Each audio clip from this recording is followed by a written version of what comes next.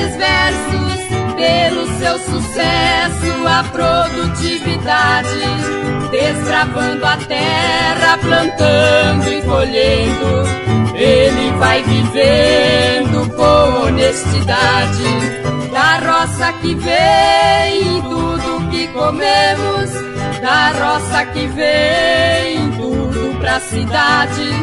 Cantando agradeço com muito respeito o que ele tem feito pela humanidade.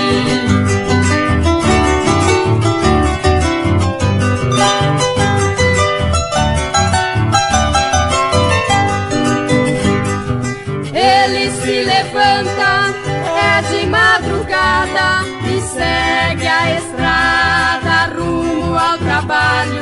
E vai caminhando por meio ao capim, se molhando assim do sereno e orvalho.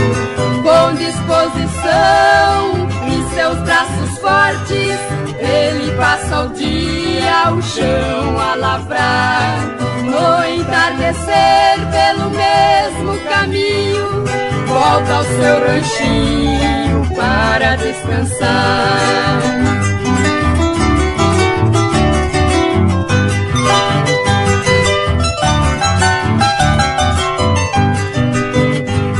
A vida do roceiro é um triste dilema, sempre o seu tema é plantar e colher. Se falta a chuva, ele faz uma prece, pedindo ao mestre que faça chover.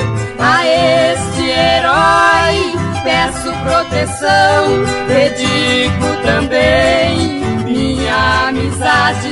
Envio por música os meus cumprimentos pelo seu talento e prosperidade.